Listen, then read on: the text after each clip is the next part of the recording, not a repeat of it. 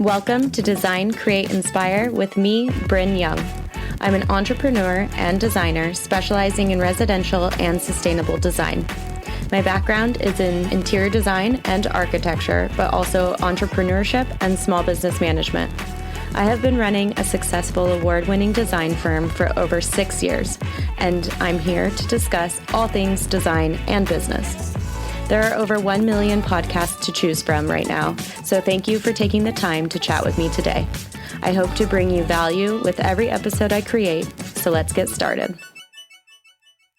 Thank you for joining. First off, I want to say not only thank you for taking the time out of your day to, be here and talk with me, but also thank you to all of the communities and people that have supported me, like the AIA and New School. It's great having a good team behind us. So today I'm talking about the ARE, but back in April, I made a post and a video all about my strategies and the resources I use to study for the ARE. So if you're just getting started and that's sort of the information that you're looking for, you can go on my website and find that video there. Today, I kind of wanted to talk more about the mindset and certain things that tend to hold people back. So this can get a little maybe like woo, but to me, I feel like this is one of the biggest things that prevents people from even getting started. And I put a toolkit on my website that you can download for free. It says a number, but you just put in the code to download it. And what I'm talking today about is more fears of even just getting started, which can go into anything like starting a business or doing anything in life, but I'm going to specifically talk about it for the ARE.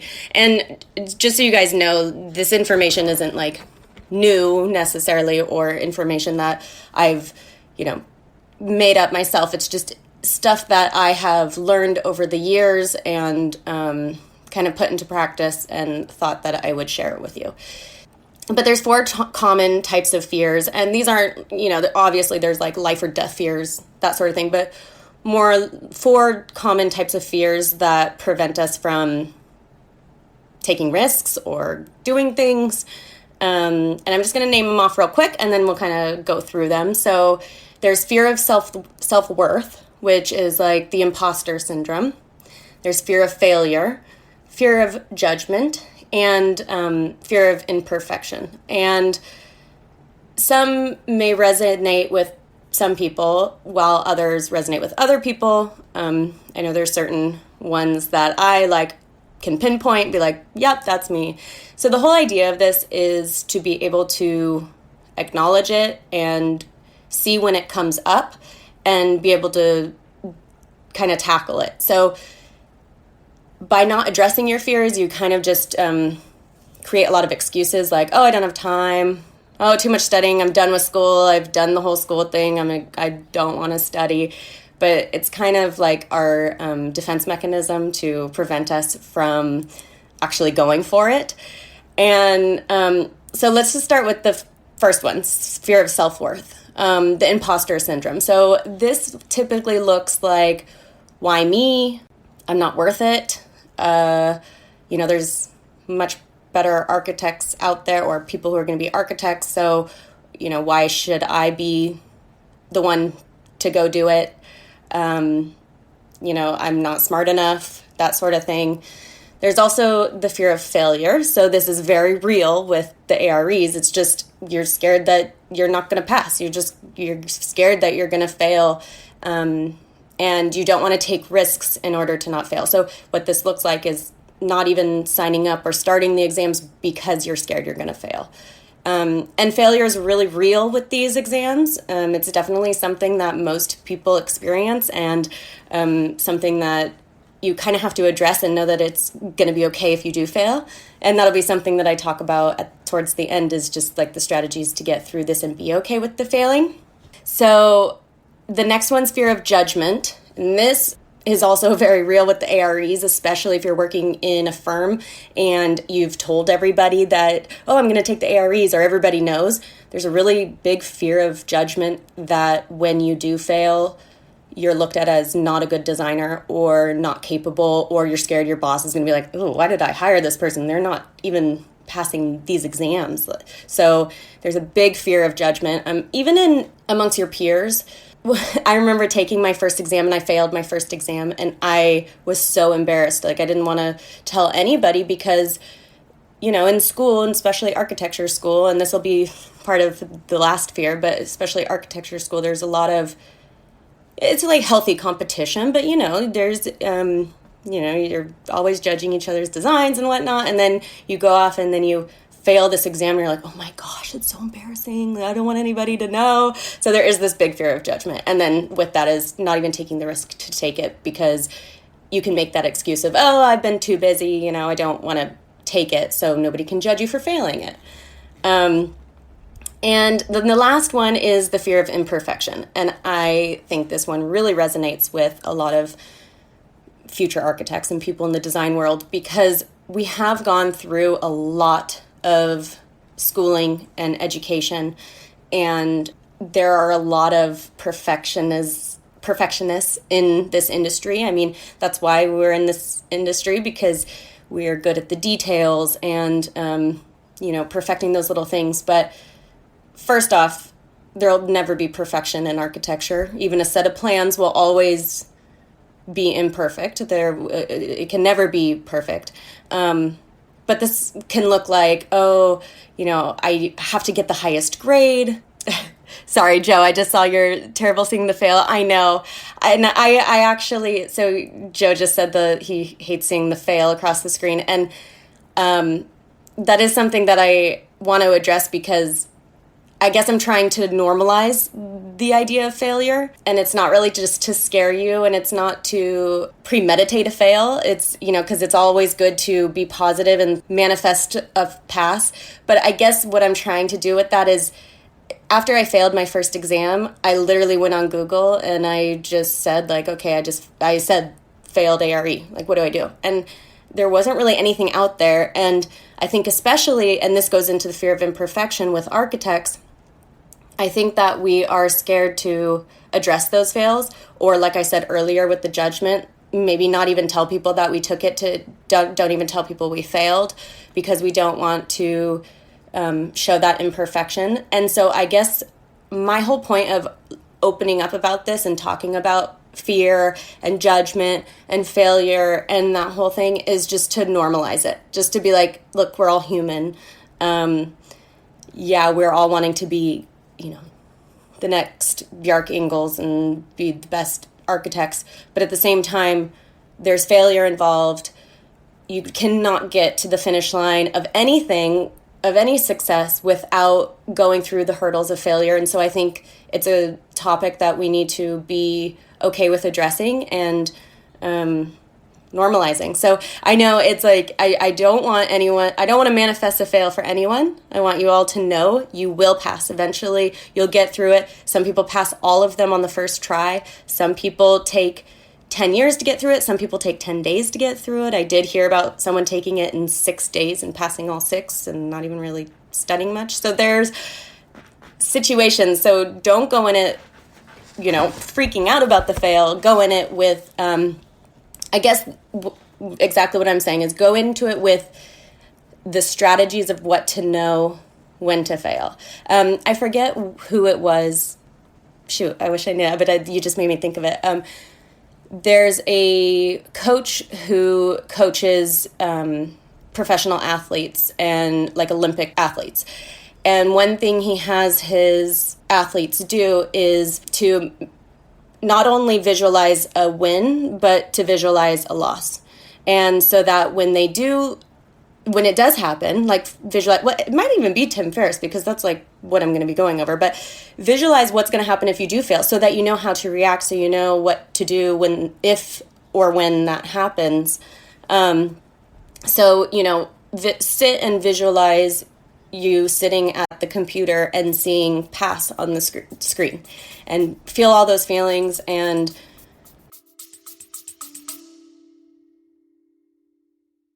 Remember when you were a kid and you loved all those huge activity books, like the ones that were kindergarten ready or preschool activity books? They had crossword puzzles, connect the dots, fill in the blank, all that fun stuff.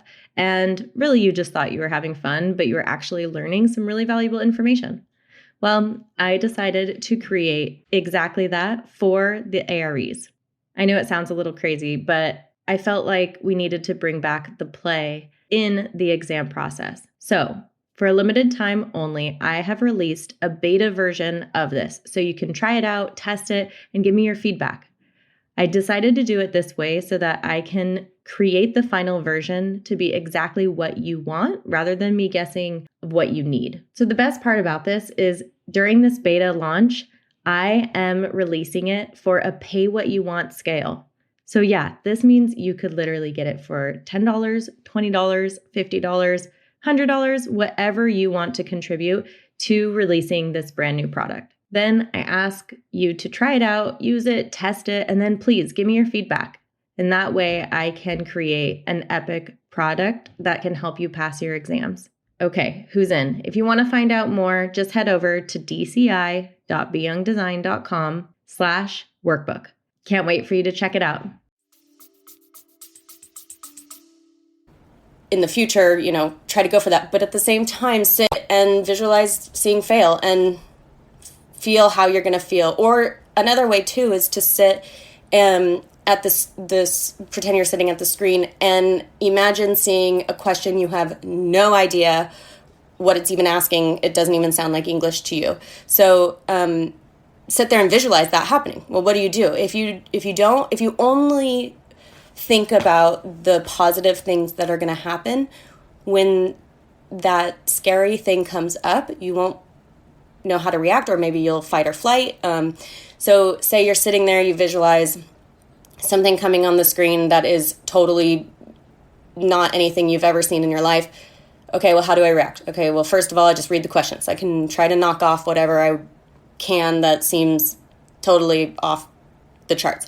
Okay, then, especially with multiple choice, you just pick one and know that there are a certain amount that you can get wrong and move forward. Just and release that fear and move forward. So visualizing things going wrong can be beneficial too in the long run.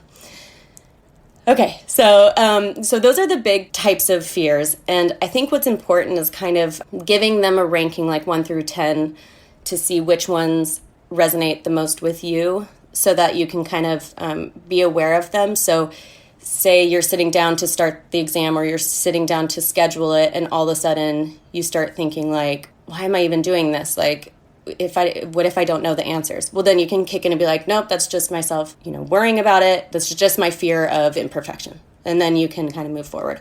So that goes into the fear setting strategies and actually how to address those. So this strategy is adapted from Tim Ferriss, who is awesome. He has a really good TED Talk, which I highly recommend. If you could even just type in Tim Ferriss fear setting, and it'll show up on Google. You can also, on my download, I have some links to his. So he basically created this, and then I sort of adapt it to this on my toolkit. But his whole thing is kind of like what I was just saying, is that you address your fear, you figure out what you're going to do if that happens, and then you figure out what the cost is of not going for it, and you kind of weigh out those costs. And then also what that does is it provides strategies for if things do go wrong, how you deal with those. So the fear setting strategy, and if you downloaded the toolkit, again, it's on there so you can kind of follow along. It might sound confusing if I'm just spouting it out, but you can look it up later. So basically, first, you're defining the worst case scenario. So basically, your nightmare. So in terms of this, you're visualizing or you're defining failing. And then you're ranking it. So what that looks like is, okay, I fail. So 1 through 10, how does that really impact your whole life? And generally, you will find that your worst case scenarios are usually, like life or death, they're usually pretty low. You fail. Okay, It's like maybe a 5 because this is, big deal for us. But that's really the worst case scenario. The other cases are your computer crashes, which actually happened to me on my very last exam. My computer crashed and it was like halfway through, and you're already like sitting there for hours and stressed out. So I just raised my hand and she's like, oh, it's no problem. We'll just do this reset. And she does this reset and it was just blank. And I'm like, oh my gosh, if all of that work just went away, I'm going to freak out. So she's like, well, let me move you to another computer. I'm like, okay. And she moves me and she's like, don't worry, everything's backed up. You're good to go. So thank God it was all backed up. Nothing was lost, but it was still just like that energy of, having that happen and throwing you off and everything. Well, I ended up passing, which is good. But I did know, I'm like, well, if I would have failed, I probably would have been like, oh, well, the computer crash, it's totally, excuse. But anyway, so defining your biggest fears. Okay, computer crashes. Well, if that happens, then maybe a 3, because they'll probably figure it out. And also, you can determine your own fears. Yours may be totally different or the same. I'm just giving some examples. Another type of fear that you may think of is you're losing all of your, time and money that you put into this, and you just failed, and now you have to start from the beginning and pay all that money and all that stuff. So then the second strategy or the second step is to prevent. So what can you do specifically to reduce the likelihood of that happening? So for example, failure. What can you do to prevent the likelihood of a fail? Well, you can talk to people who have passed and figure out what their strategies were, what worked for them, and go off that to try to get the best information you can. The other thing that you can do is study really hard. Study as much as you can so that you go in there with, a good grasp of knowledge.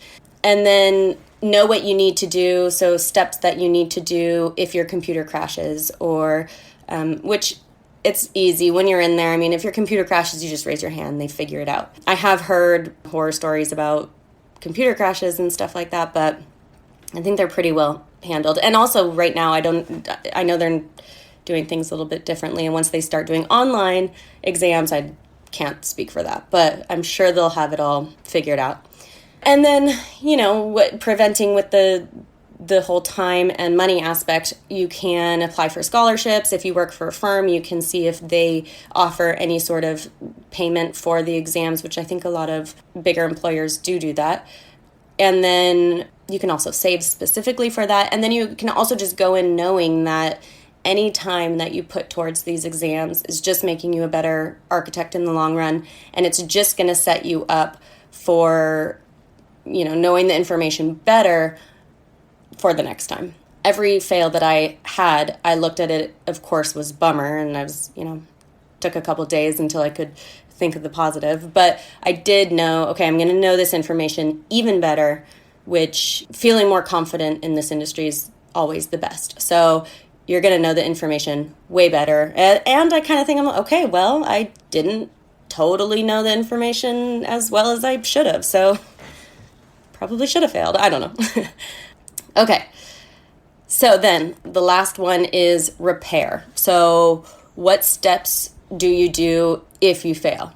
Well, you take a deep breath. You realize that you have a 50% chance or whatever of failing. So, you just take a deep breath, and you can take a couple days to, just feel sorry for yourself, which is totally fine to do that sometimes. And then know that you can just start studying. You can schedule your exam for 60 days out, or just take some time to deal with it. But you can also look at it as accomplishment for even getting in there, for taking the exam, all that sort of stuff. So that's kind of like, what are you going to do if it happens? But then it's good to look at, well, what are the benefits of the opposite happening? So what are the benefits of going in there and taking it is passing. And what does that mean? And on a scale of 1 to 10, how does that make you feel? So if you go in there and you pass, likely that's going to make you feel like probably a 10. You never have to take that exam again, as long as you do it within the rolling clock. You feel an accomplishment. it feels good. So there's the benefits of going in there, and the positive happening is really, really good. And what that can lead to then, the cost benefits of that now and in the long run, higher positions at work, possibly, more salary, potential of finishing everything and being a licensed architect, something that a lot of us who have gone through all the schooling and stuff, we've done a lot of work now, so getting to that point. And then the cost of inaction. So what is the cost of if you decide not to do it? So say the fear is that you're going to fail, so let's just not take it at all. So what are the costs, financially, emotionally, mentally, everything? What are the costs of inaction, and what that looks like for now, in 1 year, 3 years, 5 years? So putting this strategy together kind of allows you to figure out what the worst case scenario is that can happen, but then also what you can do to prevent that, and also how you can feel if that happens. And I think the most important thing that this does is shows you the value of the worst case scenario versus the value of the best case scenario. And generally the value of the best case scenario way outweighs the worst case scenario. So it's just worth it to try, because in the end, the worst case scenario is you take it again. Luckily, we can just, take it again and pay money and all that. And I know everybody has their own feelings on this, but in my opinion, the worst case scenario, you fail and you take it again. So I hope this is helpful. I, again, don't want to scare you about the fails, but I just want to give you strategies for not creating paralyzation by the fear of the fail. And how to kind of work through that. So I think fear creates inaction. And so if you work through those fears, then you're more likely to achieve your goals. You can find this, again, on my website, so you can actually fill it out yourself, go through it. And then you can also, Tim Ferriss is great. Definitely listen to his TED Talks. And he has a podcast. And he has I think it's episode 422 that talks all about fear setting and his experience with it and whatnot. So I hope that was helpful. And if you have any questions about the exams or getting started or anything like that, I'm here. So took a sample test without studying and took 40% and got 40%. That's pretty good.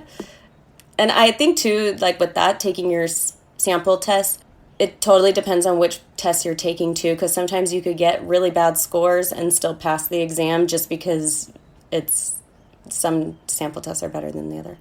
When you fail, you do feel awful. It's not fun feeling, but you get past it for sure. And I do want to say too that for my first fail, it took me probably 5 months even just to get back to take it again. And that's common I failed a couple times, not the same test, but a couple different tests. And each time it was just, I think it's emotionally and physically draining, because you study so hard and then you sit for 4 hours, and then by the end you're just oh my gosh, last thing I want to do is go do that again. So it takes a little while to get back on it, but it's worth it. Are there study groups to study with? Definitely. There's tons of study groups out there. You can either, whatever school you went to, you can check in with them. If you're I don't know if you're in San Diego or not, but AIA has a bunch of different divisions around America. I don't know if you're even in America, but and AIA San Diego has one, and they have certain areas that you can get coordinated with, and they have groups set up. There's also tons of on Facebook. There's a really good, I think it's just called the ARE Facebook group. That one's really good. There's always people getting together. Young Architect, you can find him on Instagram. He has a great program called the Young Architect Bootcamp, and he puts together really good groups, and I've heard people rave about that. And then also on NCARB's website, they have a whole ARE community, and on there you can go on there and see if sometimes there's people in your area that are putting together groups. There's definitely groups available, so that's worth checking out, and there's a bunch of different resources for that. I would start probably with, any of the ones I just mentioned. Getting started, Damien, what tools to use to study. So I did a whole post and video on my website that has all that information of what I used, and I put together a spreadsheet that shows all the books I used, links to them, all that stuff, because there is a lot of different options out there. So this is what worked for me. Some people, there are a lot of options, so people can use a bunch of different things. But if you want to go look on that, it's on under my blog. It's one of the first ones. It's just called ARE, how to get through the AREs. So that'll have all that information. You can definitely register for the exam while you haven't had a job. And I think you can even register for the exams even without finishing your internship AXP program. It kind of depends on, I think that work experience really helps you through the exams, especially if you've only gone through school and never worked in the industry, because school really teaches like the foundations and like of how to think like a designer, kind of like conceptual, how to think about space and how to be a problem solver, but it doesn't really teach about what's on the exam. I mean, the exam's more like, for example, practice management is going to talk about firm structure and contracts and LLC versus, a C Corp, and even financial spreadsheets, stuff that like maybe went over for 2 weeks in a class, but definitely information that you need to really study for. So there has been people who went through school and then just studied really hard for the exams and passed. But having the work experience definitely is helpful, especially once you get to the design and construction side of the exams. Damien also hasn't finished school, so not aware of failing or costs. Well, if you just look up the ARE pass rates, I think it's between like 49 and 51%. So with any exam that has a percentage like that, there's going to be fails. And the exams, I think they just went up last year. They're like $250 now, I think. But again, there's scholarships out there for them.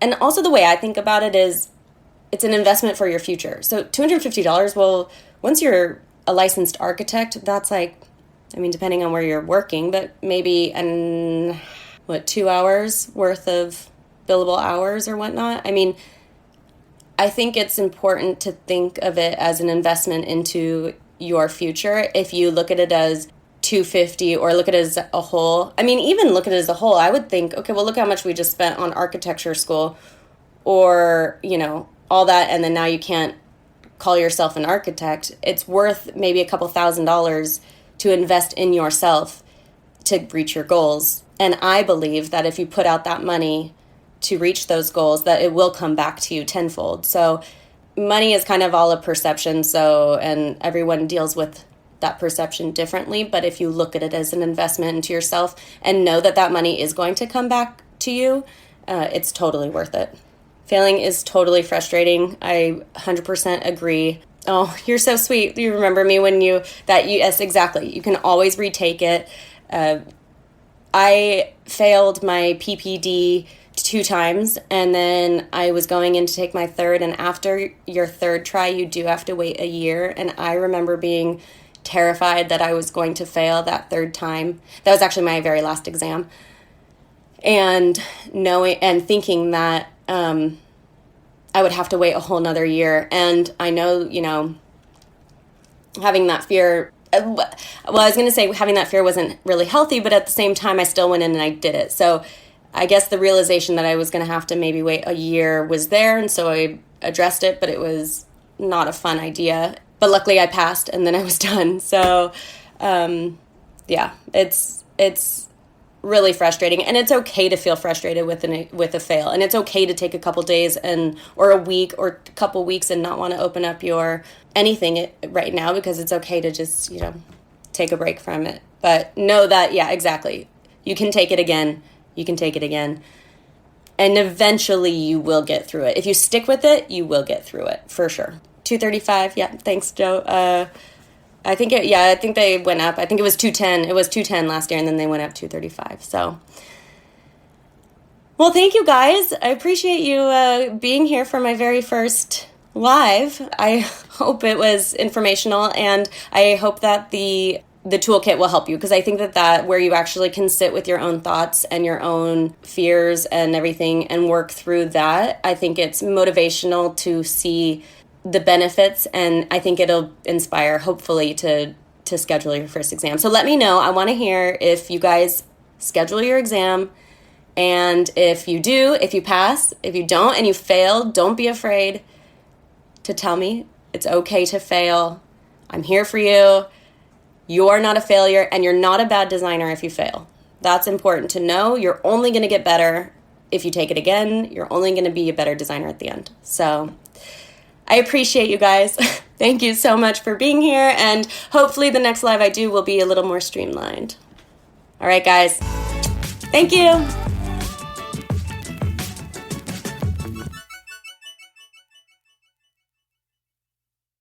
Hey, before we get started, I wanted to make sure that you have your hands on one of my most downloaded resource, my ARE resource guide. So if you are taking your exams right now, I want to make sure that you are not spending countless hours reading every single textbook. Because let's face it, the NCARB resource list is very overwhelming. And I promise you, you do not need every single resource that is on there. So if you're taking your exams, or you're thinking about them, or you're planning it, make sure you download my free ARE resource guide so that you can curate your plan, not feel overwhelmed, and make your study process the most efficient ever.